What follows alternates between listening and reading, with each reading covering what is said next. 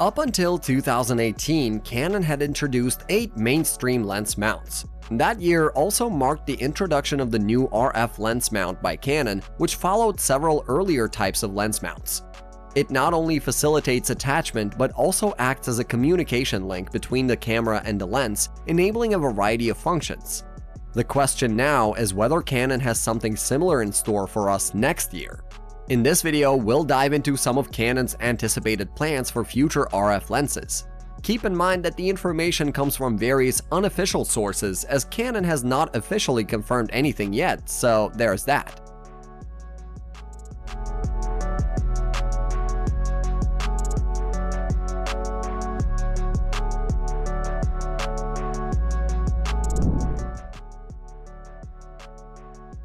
Now, we've previously covered a patent discussing a motorized tilt-shift lens, and it's intriguing to consider Canon's potential expansion of its functionality beyond basic lens control. This patent application introduces a feature where users can select specific areas for focus, and the camera will automatically adjust the tilt to include objects in that plane of focus. Significantly, Canon seems to envision continuous operation, allowing users to hand height a tilting lens that adjusts automatically for their hand movements, seemingly designed for the Canon RF mount.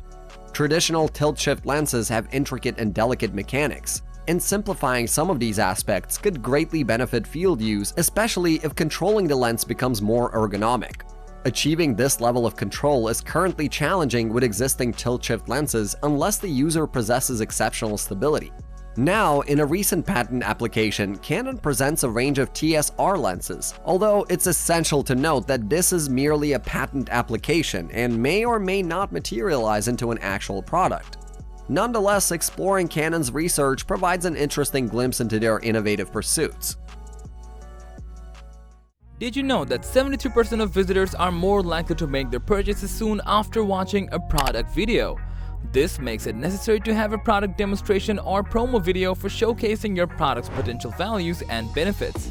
At Product Video Studio, we are equipped with camera gear, tools, and most importantly, expertise to make your video captivating and engaging. Just send your products and we'll handle the rest. Contact us today to create something amazing together.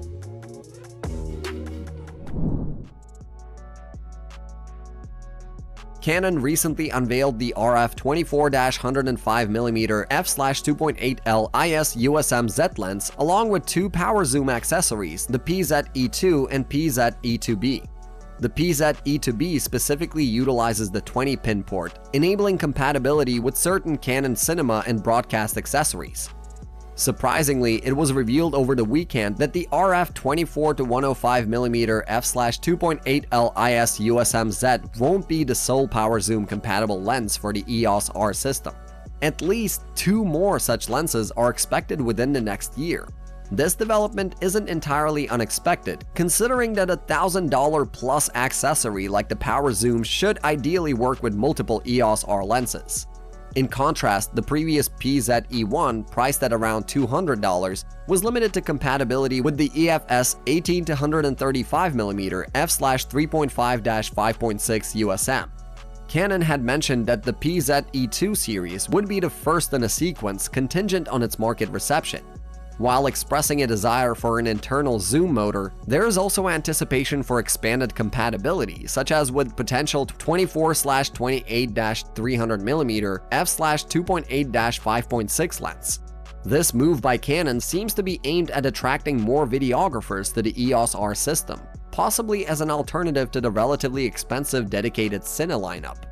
So the question arises, could this signify a closer convergence between Canon's videography and photography systems? What do you think? On December 13th, Canon is set to present a new sensor at the International Electron Device Meeting. Image Sensors World initially reported this information. The sensor features a novel twisted photodiode (CIS) structure with a 6 micrometer pixel pitch, enabling all-directional autofocus for high speed and accuracy, along with a remarkable 95 decibel dynamic range. The twisted photodiodes appear to incorporate a bilayer graphene silicone hybrid waveguide, enhancing efficiency and offering a speedy response time. While these developments are often associated with fiber optic communications, Canon is integrating them into the realm of image sensors. If this sensor happens to be a quad-pixel sensor, it could be a highly sought-after advancement. However, unveiling it at a presentation like International Electron Devices meeting suggests it may not be commercially available in time for inclusion in next year's anticipated R1 camera.